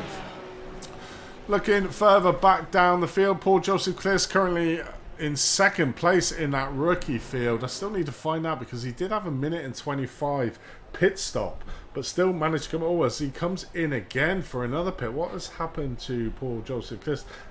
Does he have a drive-through? Has he hit the limit? It'd be very unusual if he has, because he is very super clean driver. No, comes in, probably underfueled his car, so it might just be a splash and dash for Paul Joseph Kliss. He doesn't go onto the ramps. That is a 10-second. Is he going to come out? Where is Sam Curran? I think he has a sizable lead. So here is Sam Curran coming around. Let's have a look. Start finish straight, so it's going to be close. Paul Joseph Kliss will get out, getting out the way of a car behind. That's is that in front? James Logsdon, I think. So trying to chase down now Paul Joseph Kliss. So that's very unusual for Paul to go into the pits for a 2nd time here. So what is the gap now between himself and Paul Joseph Kliss? Down to 9 seconds. So Paul probably understood of the time difference that he had and was able to make that extra pit stop to make sure he was safe. And obviously didn't go up on the jacks showing on the screen, but he could have possibly changed his tyres anyway. But let me have a look further back up to see if I can find what happened to Sam Curran. Here's Sam Curran here. Said he crashed. Let's have a look. Coming down through the parabolic, down into the hairpin. Does have, that is Russ Fowler, Iracing, Mantis and John O'Cook all around him. Does have a little bounce into him there, but nothing really doing. That wouldn't caused why he's so far back. It's not that one. Let's have a look further down, or further up maybe.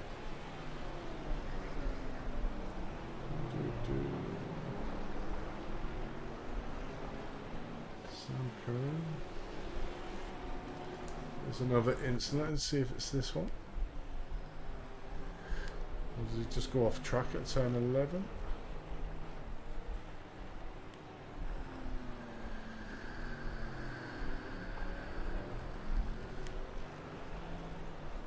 Oh, loses it. Oh, it's a great job of saving that, to be fair. Like, loses a little bit of time there, but that doesn't really account for all the time he has lost. So Not quite sure why he was so far behind, considering Paul Joseph Clist has had 2 stops and his first stop was 1:23. So very strange, very strange. So that is all our drivers now having our pit stop. Let's have a look at the classes. You can see Neo on the left hand side in the time in town, Neo Iracing leading the way, Thomas Wang in the second, Lance Sorensen, Iracing and Ketil Larson.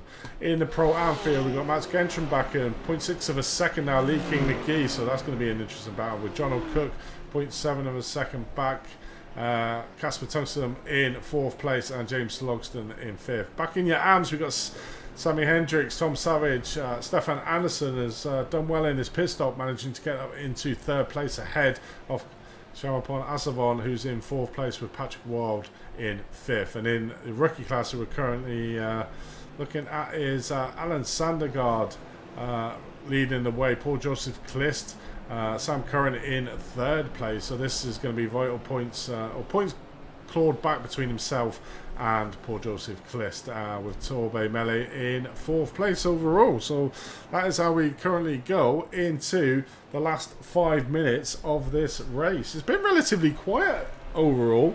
I think there's been some good passes out on crash. There's been no real major crashes to really come home by. It's been a really clean race by the drivers. I think the biggest ones we've seen have been self-imposed spins by the Pro-Am drivers that around turn number 1, and a very strange one around turn number 15 for I think that was James Logston, I believe, that had that issue around turn number 15.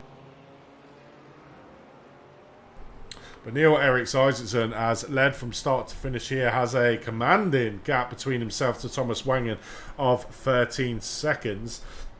Just looking further back, it looks like we've lost Ketil Larson. We see him there in 21st position.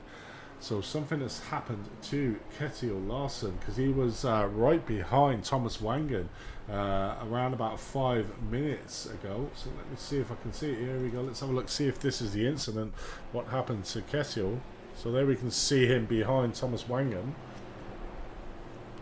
Coming around the last corner, around Sud corner. Is it another victim of the first corner hitting that thing? Oh no, goes out extremely wide, shoots across the track and crashes into the wall. That will be a trip back to the pit lane for the IGL. Just a little bit on the outside of that Sud curve, and just spun the car around. That's the usual thing we do actually see here. What happened to Matt? Not sure what happened to Matt, to be perfectly honest. AKM Race, I think that's Pops. Oh, Matt Gentrim back is in the pit. What happened to... Let's have a look, see what happened to him. That could be... Oh, here we go. Let's have a look, see what... Long-time leader in that Pro-Am field. Let's see what happens to that. Is this a carbon copy? Nope. He goes up the start-finish line. Is it turn number 1?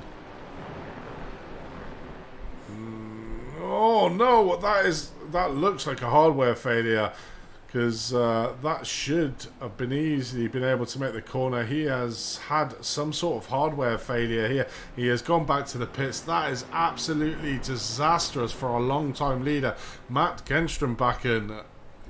Really unfortunate for Matt. He was getting caught by Lee King McGee, but that does now promote Lee King McGee up to the number 1 position in the Pro-Am field. So this will cement his lead at the top of the Pro-Am standings, with the rest of the drivers around him struggling. You see James Logston there in 4th, managed to get 1 place, was in 3rd place at one point, but managed to make a 22-second pit stop where everyone around him did 13 seconds, so lost a sizable chunk of his lead there. But seemed to struggle a little bit at the start of the race, Lee King McGee, but has come on strong at the end and now pretty much has a sizable lead over John O'Cook. This also promotes John O'Cook up to 2nd place overall, with Casper Tungsten, who one we haven't really talked about, in 3rd place, the Porsche driver there. He is pretty much just been off the radar. He is now has an opportunity, though, as well, to get P2, so is right behind Jonathan Cook here for the top 2 positions in that Pro-Am field.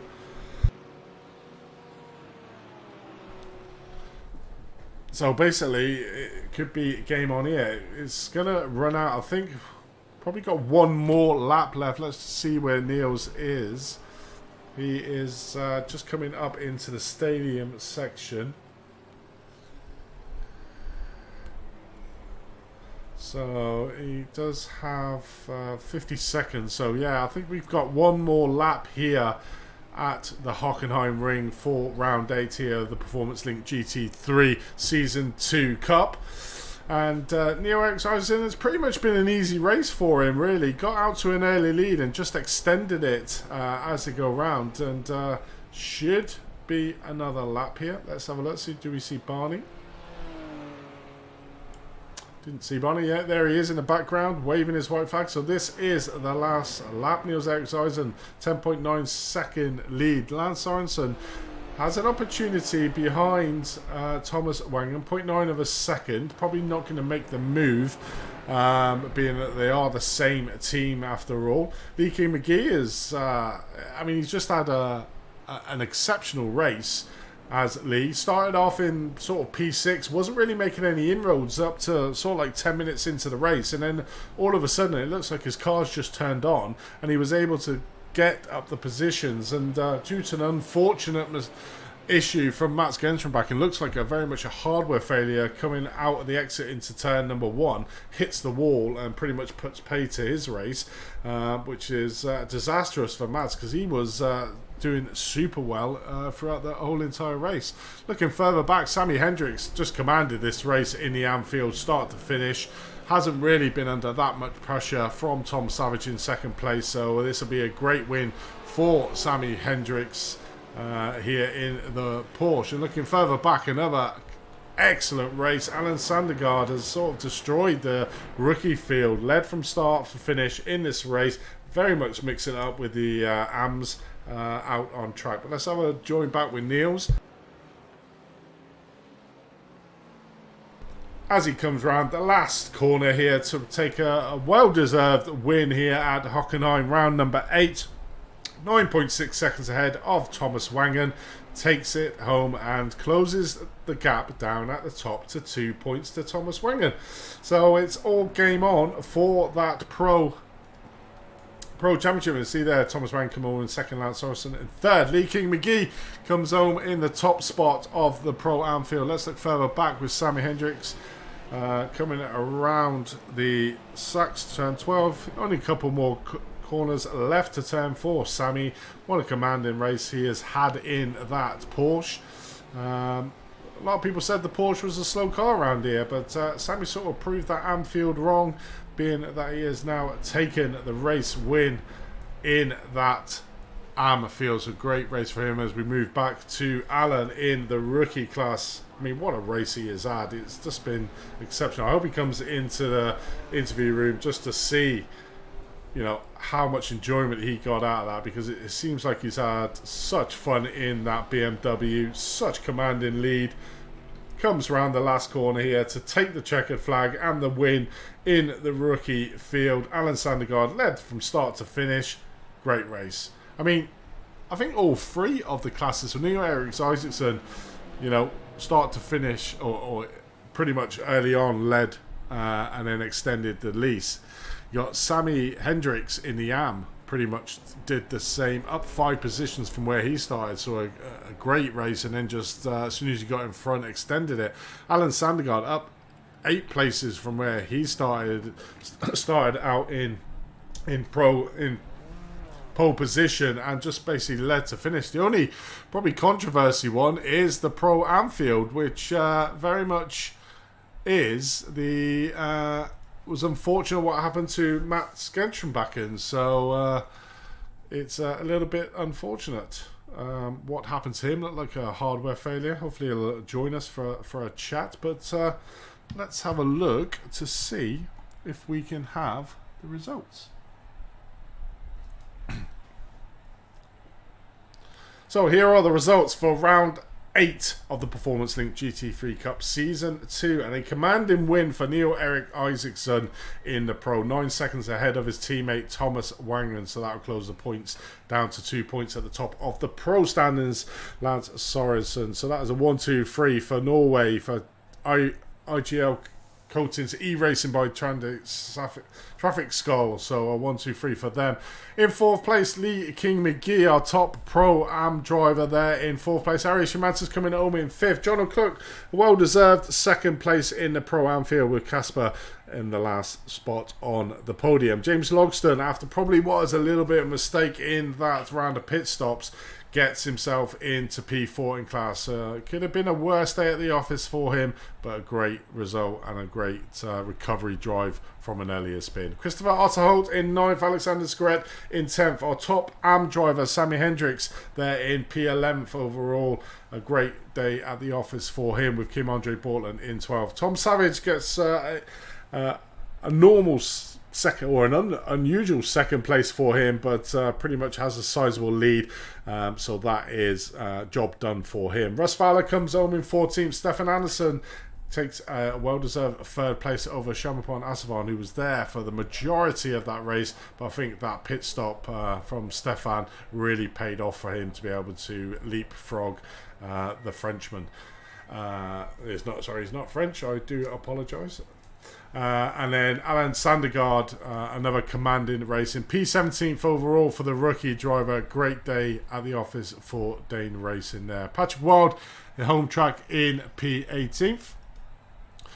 In P19th, we had Simeon Moldeklev. P20th, Mad Sayer. 21st, Ketiel Larson, after that incident we saw coming around the last corner where he unfortunately hit the wall. Gordon Haig in 22nd, LT Rudd in 23rd. Sam Curran in 24th and 2nd place overall in the rookies. Is that right? Did Paul Joseph Clist get a penalty or something? Because he was in front of him, so it'd be interesting to find that one out. Michael Goff in P25th. Paul Joseph Clist 3rd place in the rookie field. Torben Melee in 27th, and Matt Gentram back in rounds out your field of 28. Feel really sorry for Mads. He had such a good race, and it just looks like he must have had a hardware failure there for him, which is absolutely disastrous. And Fuel, who had Fuel? Rather Jonathan in front of him than us. Maybe Fuel, I'm not sure, but that would have been well, it can't, because Paul Joseph Clist had two stops, so I very much doubt it was Fuel. But yeah, there's a mystery that we might find the answers to. But there you go. There's the results for this round. Let's see if we've got any drivers in for a chat. Let's have a look. We certainly do. Let's have a look.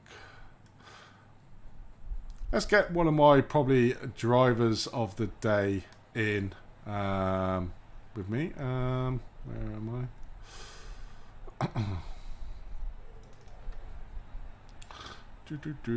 Let's see.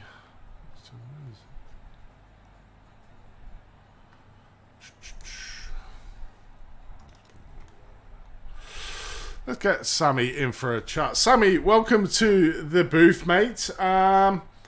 What can I say? That was an exceptional race, start to finish from yourself. How was it for you, mate? Unexpected, to be honest. My brain saw a number 2 on James, and he was coming up from behind me. And then I checked the relative, and he's way up there. So I'm like, well, I'm not going to catch him, so I'm just going to finish the race nice and clean, take my 2nd place. And then the race ends, and I look at the results, and I'm like, wait, what's going on? James isn't in my class. Oh, great. Wonderful. Unexpected. So, I mean, a late celebration for me. It definitely was. I mean, was obviously, by the sounds of it, you're surprised that you win that, but you were super competitive throughout the whole race.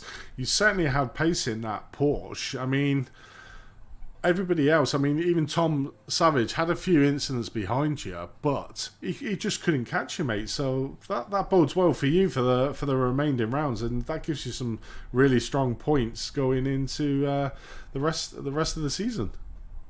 Yeah, I'm happy about it. Tom was a little scary because he was posting all those memes about the straightaway.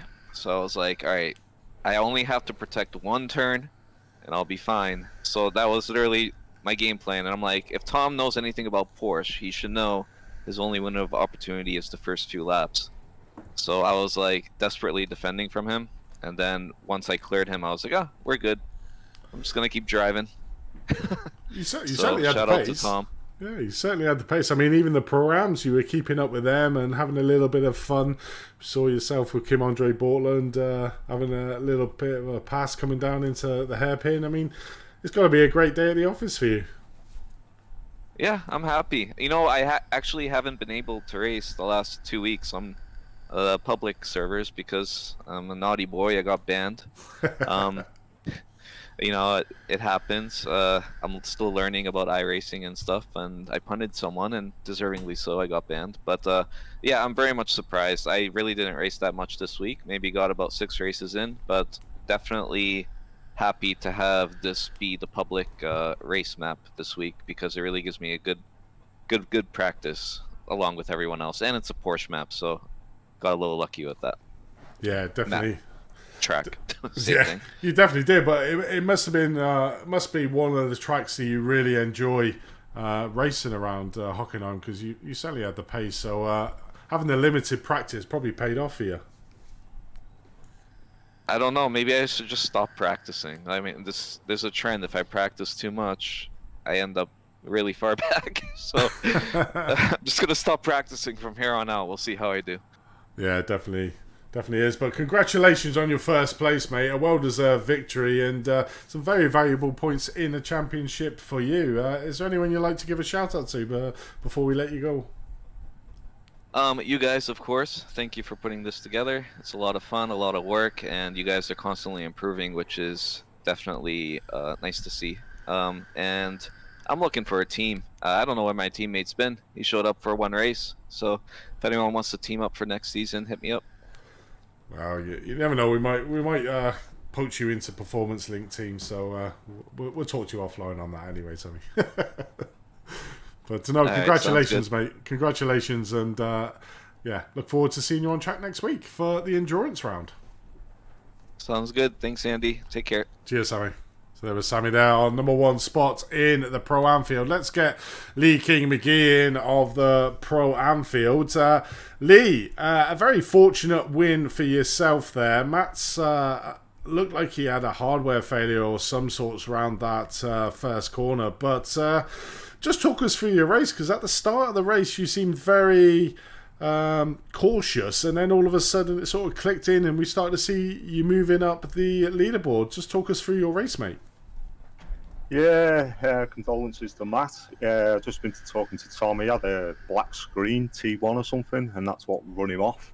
But my aim was keep the tyres during the temperatures until they started dropping. And then as soon as I pitted, well, I was lapping consistently. The car was just great every lap. It was getting better. Pitted for 2 tyres, the lefts, and then it was absolutely amazing. So I just started pushing, put a bit of pressure. I had 3 of Tom Wangen's teammates in front of me, and just stayed in the slipstream and waited for that mistake. And then unfortunately, he had that. It'd have been nice to have a bit of a battle with him, but Yeah, it definitely was. I mean, this season just seems to be playing into your lap, to be fair, doesn't it, when we look at it? I mean, it's your first league season, like you were saying, in what is a very competitive Pro-Am field. You must be over the moon with your current performances. Yeah, currently only got 4 rounds left to go. You must be itching, thinking now it's down for me to lose this. yeah, well, that's what Michael keeps reminding me. It's my championship to lose now. So, yeah, I'm getting that all the time. But, yeah, it's my first competitive league racing on iRacing, and I'm absolutely loving it. I'm glad they made the changeover, and I continue to keep going. Certainly is, and you certainly got the pace. You can see it week in, week out. You're very consistent, and you know, you certainly got the look of the gods on your side with everyone else falling away. I mean, James Logston, unfortunately, if it wasn't for a 22-second pit stop, would have probably just been behind you as well to limit the amount of points that you've gained on him. But yeah, it's not to go. That's the races, and that's the pit stop.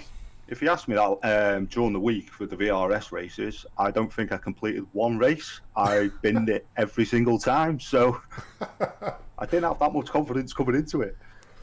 Well, it shows that you've got a bit of skill then anyway, Lee. But congratulations again on another win here and extending your lead at the top of the Pro-Am standings. Before we let you go, mate, is there anyone you'd like to give a shout-out to? Yeah, me dad, the 5-race banner lad. Michael, yourselves for hosting a great event, and everyone who watches and supports me. Definitely is, but there's Lee King McGee, another win and cementing his lead at the top of the Pro-Am. Good luck, and look forward to seeing you out at the endurance round next week. Yeah, cheers, and ta-ra, mate. So there was Lee King McGee there in the Pro-Am field. Let's see, let's get the mystery untold and bring in Paul. Paul, welcome to the box, mate. Just take us through what happened in that rookie field. How did you manage to be in third place, then be in second place after having a minute and 23 seconds pit stop, and then move back down to third? Just talk us through that race. It seemed a bit chaotic. Yeah, I got stuck in traffic. About a 6-7 car train, I think it was. Trying to let them through, safely as possible. I have literally no tires. I pitted. I wasn't sure to change the front right wheel, considering it was like 38. But I had like 8 minutes to go to the end of the race, so I carried on going, and then it literally just died on me. Last lap, I got a black flag to think so far I was going to lose P3 and get P4, but lucky enough I kept P3. Right. So obviously we saw you pit twice. Before, I'm just having a look here. So you had 4 pit stops, is that right? That is not correct. I did pit once. Once, all right. Obviously, the timing tell is completely wrong. So yeah, so we did see you coming in the pits for a second pit stop for a sort of 10 seconds. Yeah, I mean, the tires, the new tire model on Iracing is it's certainly been challenging. We've seen a few drivers get the black flag on races. I suppose that's the risk you take by not looking at changing tires, isn't it? Yeah, that's it. I wasn't too short on this one. I didn't have my teammates with me, Scott Mokes and TC. It was just me and Grip Engineering for this one, so I did really struggle. I don't like this track anyway, so. Oh, well, getting a P3 overall, it's not too bad. But look, thanks for clearing that out, because I was looking at you in P2 and then saw the final standings, you in P3, and I was thinking, what happened there? And now we know you got black flag for tyres. So, yeah, it gets the best of us, mate. It's I suppose the risk you take by not changing tyres. But, yeah, third is nothing to be sniffed at. Lose one more point in the championship, probably goes out to 4 points now to yourself, to Sam in front, but still well within fighting grasp. And next week out we got the endurance around the Nürburgring GP circuit, so a really good opportunity to get some big points, isn't it? Yeah, looking forward to it. I also did start from the pits because I missed it this morning earlier. Yeah, it definitely is. But yeah, but congratulations on your third place overall. Obviously, got the round out that you don't really like. So hopefully, there's bigger and better tracks going forward. Before we let you go, mate, is there anyone you'd like to give a shout out to? Yeah, all of my teammates in the team, of Olympus Esports, and then Grip Engineering. Been an absolute hero this week. Oh, and then you guys, you've been doing an absolutely phenomenal job. I hear Tom wasn't around, so you was all on your own, so. Fair play to you. Exactly. I was one man in it today, so hopefully it's not too bad. But yeah, thanks for joining us, Paul, and look forward to seeing you out next week. Thank you very much. There we go. Let's have a look to see who else we have in box. Let's get Stefan Anderson in. Hi Stefan, welcome to the box, mate. We were intently watching you in that race, obviously really late into a pit stop, and that seems to have really paid off for you, getting a podium position P3 in that very competitive Anfield. Just take us through your race, mate. Yeah, what I can say, it was a very hard start, very slow in the start, and the first couple of laps I just tried to hang on all the guys, and I think I almost take Gordon out, but I can see in the replay now that he have a little hit on the front. So, and from there, yeah, I just drive my pace and think I drive a 103-liter stint and see what's going. Yeah, and it's paid off for me today. So it's a rough tire track, but I switch only one tires and gamble a little bit, and pays out in the end. So yeah, I'm glad, very glad. Yeah, I mean, you mentioned about tyres there. We just spoke to Paul Joseph Clist, and he obviously said he got black flag for not changing his tyres. How bad was it out there on the tyres? And obviously, I'm assuming you changed some of your tyres on the pit stop. I changed left front. I have 30 back, I think, and my back tires was on 50. So I think my gamble paid out. So yeah, I have practiced a lot in this week, so it paid off. It certainly did. I mean, it looked at one stage you were probably going to be down around about 4th or 5th position, but that masterstroke of being able to go super deep into the pit stop really helped you out and made basically leapfrog up to third place. Was that a conscious tactic from yourself to go as far as you went, and were you fuel saving to be able to go that deep into the race before your pit stop? Nah, I'm not the fastest guy, I know, but I drive my pace and try to keep calm and just drive my own race. And yeah, of course I have discussed strategy with the team, and we all drive on full stints. So yeah, what can I say? The BMW is like driving a boat on this track, so I keep the sail and the wind, and they all paid off. I mean, just looking at your teammate, Dane Racing as a team overall had a cracking day at Hockenheim. I mean, you obviously came third in your championship in the AM, and then you got Alan Sandergaard who won the rookie class. I mean, your team had a great day at the office as well, didn't it? Yeah, I think we all starting to hate this track, and I think some still do. But yeah, we take it as a team and walk through for the next race. And I hope I know some of the team guys hate the next tracks also, so we have to practice again. You certainly will, as that is the endurance round as well. So you got 2 hours around there for some very valuable points. So yeah, it sounds like you need to put a little bit of practice around the Nürburgring GP circuit. Yeah, so exactly. But anyway, mate, congratulations on your third place finish in the AM field. Anyone you'd like to give a shout out to before we let you go? I will give a shout out to Performance Links and all the team behind, and all the drivers to competitive in this race. I think it's all guys respect each other and we take care. So thanks for that. So that I think was that. Definitely. Well, congratulations on your P3. Get that practice in for the next round, and hopefully you get some more vital points. But see you at the same time next week, Stefan. Yeah, of course we do. Cheers. Bye. There was Stefan, third in the Anfield after a masterstroke of a pit stop. But we'll bring in probably one of my drivers of the day, Alan Sandergaard, into the interview booth. Alan, welcome to the box. What can I say, mate? You pretty much dominated your class, and you pretty much was mixing up with the AMs. Just take us through your race. Yeah, thank you. It was a great race, though. Yeah, when I saw Samuel dropping a little behind, I just started trying to save my tires, so I wouldn't burn them up too early, because I had some problems with that earlier in the week.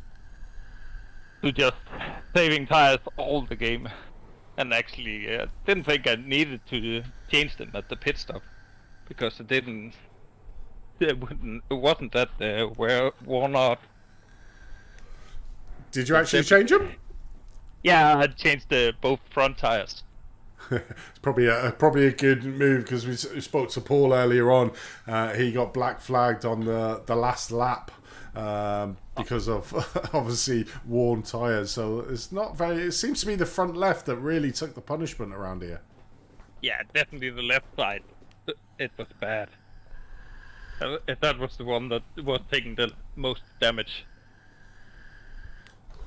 Definitely was. I was talking about you at the start of the broadcast about obviously your position currently in the rookie in the championship is probably not a true reflection of your ability behind the wheel, and I sort of earmarked you as one to look out for, and you certainly proved me right, which is very unusual in the box, having that excellent win, and you were pretty much out of sight from the rest of the field. You had Sam Curran in second place and Paul Joseph Clist literally a country mile off you. I mean, I knew you had the pace in you, but did you? And is this now a brand new Alan Sandergaard we're seeing here, and the rest of the rounds you're really going to be up there trying to cement your place in the top three, and I think that is probably still achievable for you.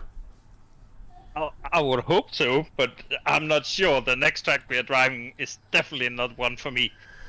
I'm not good at that one. So it's going to take a lot of practice.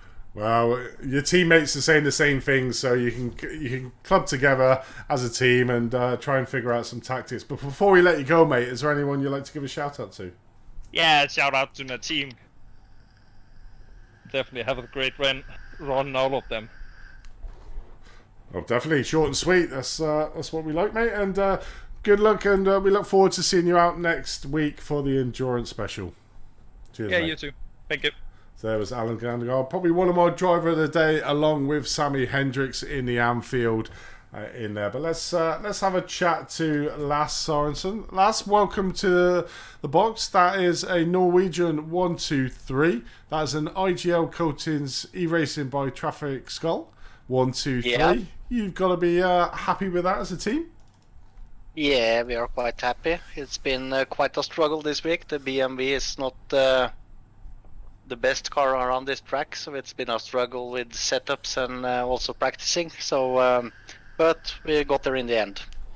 Definitely is. Probably helped a little bit by the depleted pro field at the moment. There's only 5 cars out on track. But, you still got to get to the end of the race. You still had other competitors. And what it does do, it gives you some vital points over the drivers that haven't attended here today, that are above you in the championship. So for yourself, it's a win-win scenario, coming third for a team, getting the top 3 places, and overall it's a good day at the office for IGL and for yourself. Yeah, definitely. We are quite happy. Nils Erik was a class on his own today.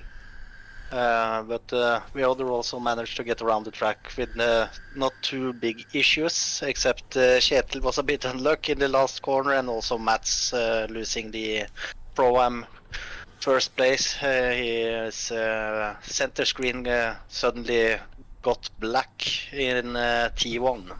Yeah, definitely heard that. He was very dominant in that Pro-Am field, and it's super unfortunate for him that it ended the way it did for him, but it certainly shows he's got the pace and probably in that road. What I want more to talk about is, obviously, we tried to have an interview on the pit stop with yourself, and you say you very much struggle. You're really good in the qualifying, but struggle in the races. Just talk us through the things that you're doing to overcome that, to be able to get these better positions you're now finding yourself in the championship. Oh, it's just to drive more relaxed, doing more tire management, drive smarter and not stress. And especially when you are passing someone or catch up to traffic, I have had a tendency to be a little bit too hot in the head. And it doesn't pay off. It certainly don't, but it certainly paid off for you today. Congratulations on your P3, a spot on the podium with your teammates. Before we let you go, mate, is there anyone you'd like to give a shout out to? Yeah, as always, you guys for getting this series running. Hope more people will join later on. And of course all our sponsors. It's IGL Coatings, Sande Trafikkskole, and Equasim, and Elverdi. Definitely is. Well, and of course all the teammates for all the practice we do and the help we get within the team. Definitely is, and it seems to be a very strong team you've got there, so certainly one to be a part of. But congratulations on your third place finish, mate, overall, and good luck in next week on the endurance special. Yeah, thank you so much.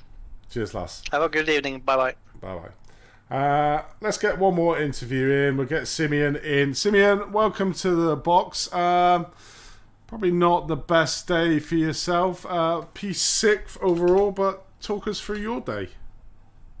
Yeah, it wasn't the best race. Haven't had enough practice at this track, and the BMW wasn't the best car around there, so was struggling a lot on the tires throughout the whole race, and just didn't have the pace today. No, I mean, I suppose it's a lot of the drivers said that this is probably not their favourite track on there, but what was the main thing? Was it the tyre wear? Was it just the car didn't feel right? What was up with the setup?